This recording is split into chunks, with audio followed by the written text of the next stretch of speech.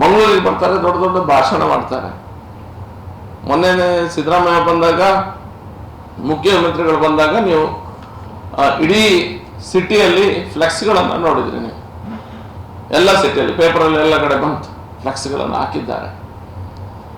Flex ಹಾಕುವುದು ತಪ್ಪು ಸರಿ, ವಿರುದ್ಧ ಆರ್ಡರ್ ಅಥವಾ ಪರ್ಮಿಷನ್ ತಗೊಂಡಿದ್ದಾರೆ ಇಲ್ವೋ, ಆಯ್ತು ಪರ್ಮಿಷನ್ ತಗೊಂಡಿರ ಅಂತ ಹೇಳಿ. ಸ್ಮಾರ್ಟ್ ಸಿಟಿಯ ಫಂಡ್ನಲ್ಲಿ ಆಗಿದಂಥ ಕಂಪ್ಲೀಟ್ ವರ್ಕ್, ಸ್ಮಾರ್ಟ್ ಸಿಟಿಯಲ್ಲಿ ಆದಂಥ ಕಂಪ್ಲೀಟ್ ವರ್ಕ್ ಇದೆ. ಆ ಸ್ಪೋರ್ಟ್ಸ್ ಕಾಂಪ್ಲೆಕ್ಸ್ ಒಂದೇ ಒಂದು ಮೆನ್ಷನ್ ಇಲ್ಲ. ಕೇಂದ್ರದ ಸ್ಮಾರ್ಟ್ ಸಿಟಿಯಿಂದ ಫಂಡ್ ಬಂದಿದೆ ಅನ್ನುವಂಥ ಒಂದೇ ಒಂದು ಮೆನ್ಷನ್ ಇಲ್ಲ ಎಲ್ಲೂ ಸಹ.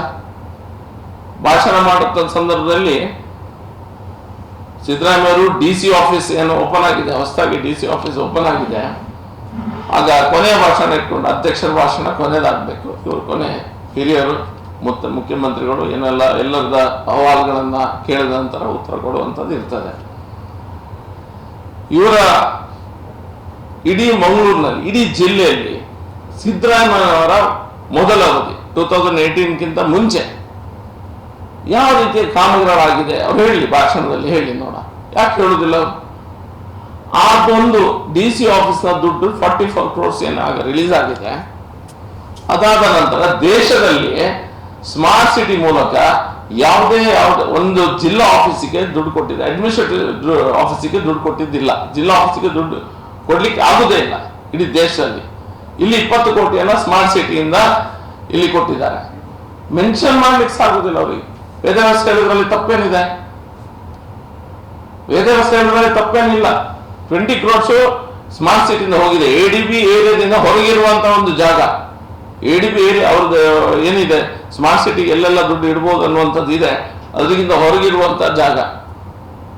ಆದ್ರೂ ಸಹ ರೀಪ್ರೊಪ್ರಿಯೇಷನ್ ಮಾಡುವಂತ ಸಂದರ್ಭದಲ್ಲಿ ಆ ಬಿಲ್ಡಿಂಗ್ ನಿಂತಿದೆ ಅನ್ನುವಂಥ ಕಾರಣಕ್ಕಾಗಿ ವೇದವಾಸರು ನಾವು ಎಲ್ಲರೂ ಸಹ ಸೇರಿ ಅಲ್ಲಿಂದ ಸ್ಮಾರ್ಟ್ ಸಿಟಿಯಿಂದ 20 crores ಅನ್ನ ಅದಕ್ಕೆ ಹಾಕಿದ್ದೇವೆ. ಹಿಂದೆ ಇದ್ದಂಥ ಪ್ರಾಜೆಕ್ಟ್ 45 crores, ಅದು ಅರ್ಥಕ್ವೇಕ್ ರೆಸಿಸ್ಟೆನ್ಸ್ ಬಿಲ್ಡಿಂಗು ಆ ರೀತಿ ಆಗ್ಬೇಕು ಅನ್ನುವಂಥ ಕಾರಣಕ್ಕಾಗಿ ಅದು 55 ಹೋಯಿತು. ನಮ್ಮ ಸರ್ಕಾರ ಇದ್ದಂಥ ಸಂದರ್ಭದಲ್ಲಿ 2 ವರ್ಷ ಕೋವಿಡ್ ಅನ್ನು ನಾವು ಎದುರಿಸಿದ್ದೇವೆ. ನಂತರ ಸ್ಮಾರ್ಟ್ ಸಿಟಿಯಿಂದ ದುಡ್ಡನ್ನು ರಿಲೀಸ್ ಮಾಡಿದ್ದೇವೆ. ಈ 2 ವರ್ಷದಲ್ಲಿ ಸರ್ಕಾರದಿಂದ ಏನಾದರೂ ದುಡ್ಡು ಬಂದಿದೆ ಅದಕ್ಕೆ?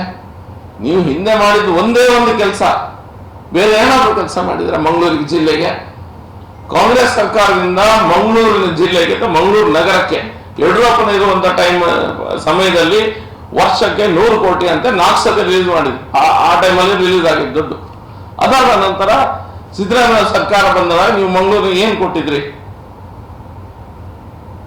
ನೀವು ಇಲ್ಲಿ ತುಷ್ಟೀಕರಣ ರಾಜಕೀಯ ಮಾಡುವುದನ್ನು ಬಿಟ್ಟು ಒಂದೇ ಒಂದು ಕೆಲಸವನ್ನ ನೀವು ಇಡೀ ಅಭಿವೃದ್ಧಿ ಕೆಲಸ ಮಾಡಲೇ ಇಲ್ಲ.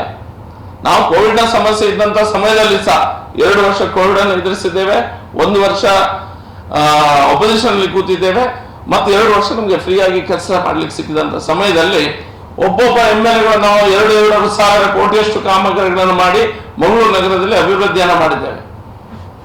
ಕೇಂದ್ರದಿಂದ ಈಗ ಕುಡಿಯೋ ನೀರಿನ ಏನು ಪಂಚಾಯತ್ ಮತ್ತು ಇದರಲ್ಲಿ ಬರ್ತಾ ಇದೆ ಎಲ್ಲದಕ್ಕೂ ಸಹ ದುಡ್ಡನ್ನ ಆಗ ಬಂದದ್ದು, ಈಗ ಬಂದದ್ದಲ್ಲ. ಜಲಸಿರಿ ಇರ್ಬೋದು, 24/7 ಇರ್ಬೋದು, ಎಲ್ಲ ಯೋಜನೆಗಳು ಸಹ ನಮ್ಮ ಸಮಯದಲ್ಲಿ ಬಂದಿದೆ.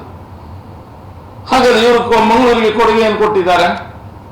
ಭಾಷಣದಲ್ಲಿ ಮತ್ತೊಂದು ವಿಷಯವನ್ನು ಹೇಳಿದ್ರು, ನಮ್ದು 4 ಲಕ್ಷ ಕೋಟಿ ಕಲೆಕ್ಷನ್ ಆಗ್ತದೆ ಕೇಂದ್ರ ಸರ್ಕಾರಕ್ಕೆ. ಪುನಃ ಅದನ್ನ ಅವರು ಎಕನಾಮಿಕ್ ಫೇಲಿಯರ್ ಏನಾಗಿದೆ, ನಾನು ಟೋಟಲ್ ಆಗಿ ಅದರ ಕಂಪ್ಲೀಟ್ ಆಗಿ ನನಗೆ ಆರ್ಗ್ಯುಮೆಂಟ್ ಮಾಡಿದ್ರು ಸಹ ನಾನು ರೆಡಿ ಇದ್ದೇನೆ. ಅವ್ರು ಯಾರಾದ್ರು MLAಗಳ ಯಾರಾದ್ರೂ ಬಂದು ಮಾತಾಡೋದಾದ್ರೆ ಟ್ಯಾಕ್ಸ್ ರಿವಲ್ಯೂಷನ್ ಹಿಡಿದು ಎಲ್ಲ ವಿಷಯಗಳ ಬಗ್ಗೆ, ಕರ್ನಾಟಕದಿಂದ ಎಷ್ಟು ಕಲೆಕ್ಷನ್ ಆಗಿದೆ GST ಮೂಲಕ, ಸ್ಟೇಟ್ ಎಷ್ಟು, ಅವರದ್ದು ಎಷ್ಟು, ಎಲ್ಲ ಆರ್ಗ್ಯುಮೆಂಟಿಗೂ ನಾವು ಚಾಲೆಂಜ್ ಆಗಿ ಮಾತಾಡ್ಲಿಕ್ಕೆ ಬರ್ತೇವೆ. ಕಲೆಕ್ಷನ್ ಅನ್ನೋ ದುಡ್ಡಲ್ಲಿ ಕರ್ನಾಟಕ ಸರ್ಕಾರಕ್ಕೆ ಏನು ಆ ಕಮಿಟಿಯ ಮೂಲಕ ಸಿಗ್ತದೆ, ಉಳಿದ ದುಡ್ಡು ಕರ್ನಾಟಕಕ್ಕೆ ಬರಲಿಲ್ವಾ? ರೈಲ್ವೇಸ್ ಇಲ್ಲಿ ಇಂಪ್ರೂವ್ ಆಗುದಿಲ್ವಾ? ಏರ್ಪೋರ್ಟ್ಗೆ ಕರೆಕ್ಟ್ ಆಗಿ ದುಡ್ಡು ಕೊಡುವುದಿಲ್ವಾ? ಬೇರೆ ಬೇರೆ ಸ್ಕೀಮ್ಗಳಲ್ಲಿ ಕೇಂದ್ರ ಸರ್ಕಾರ ರಾಜ್ಯದಲ್ಲೇ ಇನ್ವೆಸ್ಟ್ಮೆಂಟ್ ಮಾಡ್ತಾರೆ. ಕ್ಯಾಪಿಟಲ್ ಏನು ಸ್ಪೆಂಡಿಂಗ್ ಆಗ್ತದೆ, ಕ್ಯಾಪಿಟಲ್ ಎಕ್ಸ್ಪೆಂಡಿಚರ್ ಕರ್ನಾಟಕದಲ್ಲಿ ಬೇರೆ ಸಾಗಿದೆ. ಕರ್ನಾಟಕ ರಾಜ್ಯ ಸರ್ಕಾರಕ್ಕೆ ಬಿಟ್ಟು ಕೊಟ್ಟದನ್ನು ಬಿಟ್ಟು ಬೇರೆ ಸಹ ಇನ್ಫ್ರಾಸ್ಟ್ರಕ್ಚರ್ ಡೆವಲಪ್ಮೆಂಟ್ ಕೇಂದ್ರ ಸರ್ಕಾರದಿಂದ ಆಗ್ತದೆ. ಹಾಗಾದ್ರೆ ನಮ್ಮಿಂದ ಇಷ್ಟು ಕಲೆಕ್ಷನ್ ಮಾಡಿದ್ದಾರೆ, ನಮಗೆ ದುಡ್ಡು ಬರೋದಿಲ್ಲ ಅನ್ನುವಂತ ಮಾತನ್ನು ಹೇಳುದು ಹೌದಾದ್ರೆ, ಇಡೀ ಕರ್ನಾಟಕ ರಾಜ್ಯದಲ್ಲಿ highest GDP rate, second highest GDP rate ಇರುವುದು ಮಂಗಳೂರು ಜಿಲ್ಲೆ. ಕರಾವಳಿ ಜಿಲ್ಲೆಗಳಲ್ಲಿ ನಮ್ಮದು ಸೆಕೆಂಡ್ ಹೈಯೆಸ್ಟ್ ಇಡೀ ರಾಜ್ಯದಲ್ಲಿ. ಬೆಂಗಳೂರು ನಂತರ GDP ರೇಟ್ ಹೈಯೆಸ್ಟ್ ಇರೋದು ನಮ್ಮಲ್ಲಿ. ಸೆಕೆಂಡ್ ಹೈಯೆಸ್ಟ್ ಟ್ಯಾಕ್ಸ್ ಪೇಮೆಂಟ್ ಎಕ್ಸೈಸಿಂದ ಮತ್ತೊಂದಿಂದ ಎಲ್ಲದಿಂದ ಟ್ಯಾಕ್ಸ್ ಪೇಮೆಂಟ್ ಮಾಡೋದು ಮಂಗಳೂರು ಜಿಲ್ಲೆ. ಹಾಗಾದ್ರೆ ಮಂಗಳೂರು ಜಿಲ್ಲೆಗೆ ನೀವು ಎಂತ ಕೊಟ್ಟಿದ್ರಿ? ಏನು ಕೊಟ್ಟಿದ್ರಿ ನೀವು? ಸುಮ್ಮನೆ ಭಾಷಣ ಬಿಟ್ಟು ಓಡುವುದಲ್ಲ ಇಲ್ಲಿಂದ.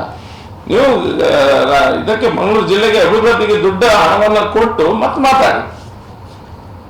ನಾವು ಸಹ ಕಟ್ತೇವೆ ಟ್ಯಾಕ್ಸ್, ಎಲ್ಲರೂ ಸಹ ಟ್ಯಾಕ್ಸ್ಗಳನ್ನ ಹೈಯೆಸ್ಟ್ ಟ್ಯಾಕ್ಸ್ ಇದೆ. ಹಾಗಾದ್ರೆ ನಮ್ಮ ನಂಬರ್ 2 ಡೆವಲಪ್ಮೆಂಟ್ಗೆ ಮಂಗಳೂರು ಜಿಲ್ಲೆಗೆ ನೀವು ನಂಬರ್ 2 ಅಂತ ಇಡೀ ರಾಜ್ಯದಲ್ಲಿ ಬೆಂಗಳೂರಿಗೆ ಹೈಯೆಸ್ಟ್ ಇನ್ವೆಸ್ಟ್ಮೆಂಟ್ ಆದ್ರೆ ಸೆಕೆಂಡ್ ನೀವು ಅಭಿವೃದ್ಧಿಗಾಗಿ ಅನುದಾನ ಕೊಡ್ತೀರಾ? ವೇದವ್ಯಾಸ 55 ಕೋಟಿ ಕೊಡಿ ಅಂತ ಹೇಳಿದ್ರು ಕಮ್ಮಿ ಆಗಿದೆ. ನಾವು 2 ಸಾವಿರ ಕೋಟಿ ನಾವು ಒಂದೊಂದು MLA ಕೆಲಸ ಮಾಡಿದ್ದೇವೆ. 50 ಕೋಟಿ ಸಹ ಅವರಿಗೆ ಕೊಡ್ಲಿಕ್ಕೆ ಆಗ್ತಾ ಇಲ್ಲ. ಈಗ ತಪ್ಪೇನಿದೆ ಅದರಲ್ಲಿ? ನಾವೆಲ್ಲ ಟ್ಯಾಕ್ಸ್ ಕೊಟ್ಟುದು, ನಮ್ಮ ಟ್ಯಾಕ್ಸ್ ಹಣವನ್ನು ವಾಪಸ್ ಕೇಳಿದ್ದೇವೆ. ಇದಕ್ಕೆ ಉತ್ತರ ಇರುವುದಿಲ್ಲ ಇವರ ಹತ್ರ. ಇವರ ಸಂಭ್ರಮಾಚರಣೆ ಅಭಿವೃದ್ಧಿ ವಿಷಯದಲ್ಲಿ ಕಂಪ್ಲೀಟ್ ಆಗಿ ಝೀರೋ. ಏನೇ ಒಂದು ರೀತಿಯ ಇವರ ಅಭಿವೃದ್ಧಿ ಇಲ್ಲ. ನಿಖರ ಸುದ್ದಿ, ಸದಭಿರುಚಿಯ ಕಾರ್ಯಕ್ರಮ. ನೀವು ನೋಡ್ತಾ ಇದ್ದೀರಾ ಕಹಳೆ ನ್ಯೂಸ್, ಸಮಾಜದ ಜಾಗೃತಿಗಾಗಿ ವಸ್ತುನಿಷ್ಠ ವರದಿ.